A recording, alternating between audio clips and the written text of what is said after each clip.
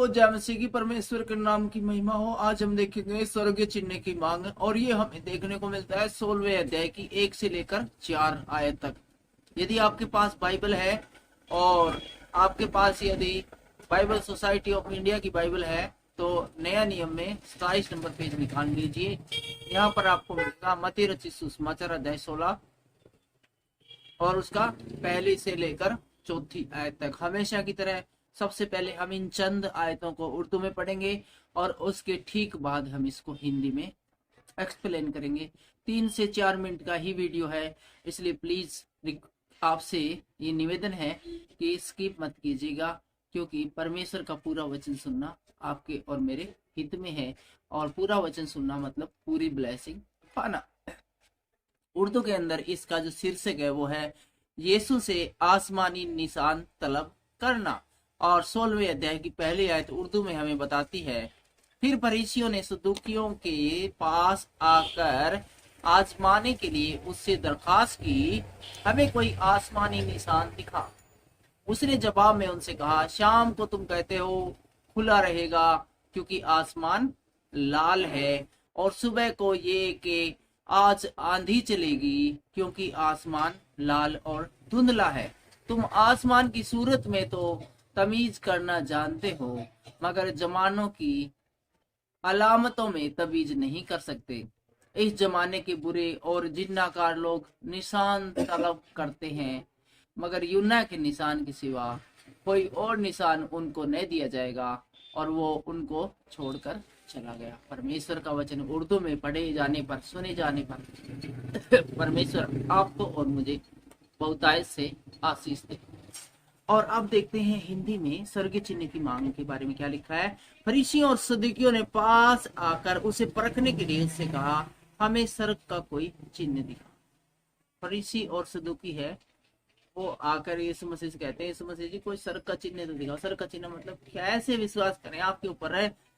कोई आपके पास कोई कागज, कोई पत्र, कोई ऐसी बात है जिससे हम मान ले कि तू परमेश्वर का बेटा है। ऐसे तो कोई भी आके कह देगा मैं परमेश्वर का बेटा हूँ, लेकिन कैसे मान ले। इसलिए कोई ऐसी कोई बात बताओ, हमें कुछ ऐसा चिन्ह दिखाओ, ऐसा कोई चमत्कार दिखाओ जिससे ये साबित हो कि तू ही वो है जिसका हम इंतजार कर रहे थे, तू ही परमेश्वर का बेटा है।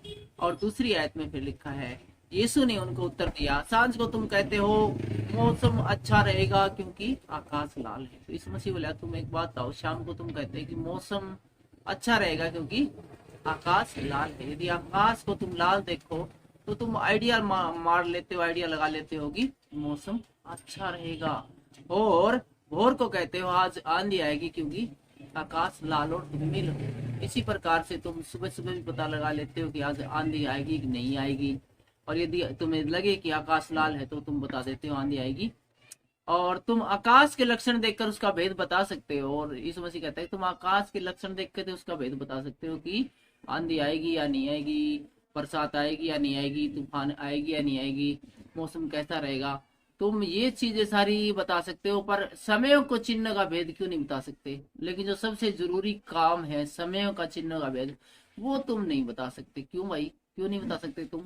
चौथी आयत में कहते हैं, इस युग के बुरे और व्यभिचारी लोग चिन्ह ढूंढते हैं। और यीशु मसीह बताता है कि इस युग के बुरे और व्यभिचारी लोग चिन्ह ढूंढते हैं, अर्थात उन लोगों को सबूत मांगने का कोई अधिकार नहीं है जो कि पाप की दलदल में नीचे से लेकर ऊपर तक धसे हुए हैं।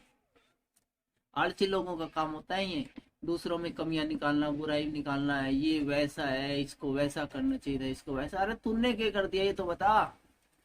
तो मेन चक्कर यही है। तो इसीलिए यीशु मसीह कहते हैं कि यीशु के व्यभिचारी लोग हैं वे हैं और बुरे लोग हैं वे चिन्ह ढूंढते, पर योना के चिन्ह को छोड़कर उन्हें और कोई चिन्ह नहीं दिया जाएगा। तो कह दिया भाई एक बार जो चिन्ह देना था वो तुम्हें दे दिया, वो था योना भविष्यवक्ता का चिन्ह है, वही चिन्ह दिया गया, इसके अलावा और कोई चिन्ह नहीं दिया जाएगा। तुम्हारे मांगने से पहले तुमने चिन्ह दे दिया।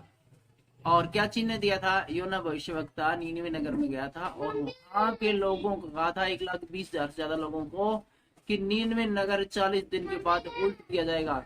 तुम्हारे पास सिर्फ 40 दिन का सेट टाइम है। यदि तुम अपने आप को सुधार लेते हो तो बच जाओगे, वरना नीनवे का भी नाश कर दिया जाएगा जैसा सदोम और अमोरा का हुआ था।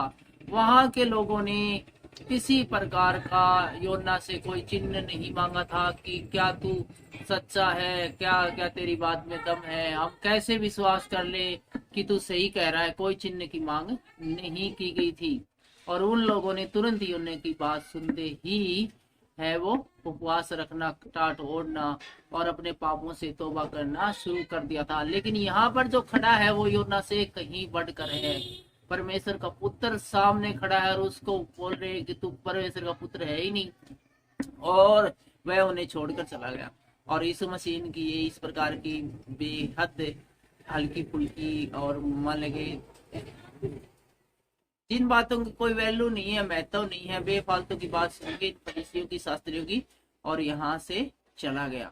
आज के इस वीडियो के द्वारा परमेश्वर आपको आशीषित करे, बलवंत करे। सबको जय मसीह की।